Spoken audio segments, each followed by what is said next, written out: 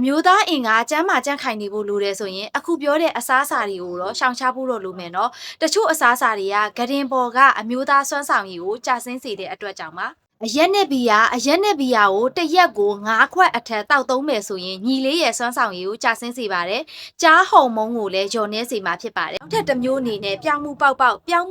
ကိုထည့်တဲ့အိတ်က C8 လို့ခေါ်တဲ့ဓာတ်တစ်ခုပါဝင်ပါတယ်။အဲ့ဒီဓာတ်တစ်ခုကအမျိုးသားရဲ့တတိတ်တစီသားကိုချုပ်ကင်ထားတဲ့အမျိုးသားဟော်မုန်းကိုအားနည်းစေတဲ့အတွက်ကြောင့်ပါ။ညထဲမှာကိုယ့်ရဲ့ပါတနာနဲ့အောင်မြင်မှုအသီးပွင့်တွေကိုခံစားခြင်းနဲ့ဆိုရင်တော့ပြောင်းမှုပေါက်ကိုမစားဖို့အတွက်ပြောချင်ပါတယ်ရှင်။နောက်ထပ်တစ်မျိုးအနေနဲ့ကတော့အပူပေးထားသောအသားများအပူပေးထားတဲ့အသားတွေကအဆီတွေအလွန်မင်းပါဝင်တာကြောင့်မလို့မျိုးပါအင်္ဂါကိုဖျက်ဆီးစေနိုင်တာတဲ့နှလုံးသွေးကြောတွေကိုလည်းမာပြီးတော့ခဲစေပါတယ်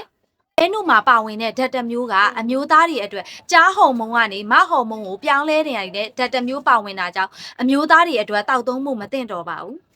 ဟော်မုန်းများလာခြင်းကလိပ်ဆက်ဆန်ချိန်မှာလှုပ်ဆောင်နိုင်စွမ်းတွေကိုလည်းအဟန့်တားဖြစ်စေပါတယ်။အခုပြောရတဲ့အကြောင်းအရာလေးတွေကဘ ഹു တုတရတယ်ဆိုရင် follow လုပ်သွားဖို့မမေ့နဲ့နော်။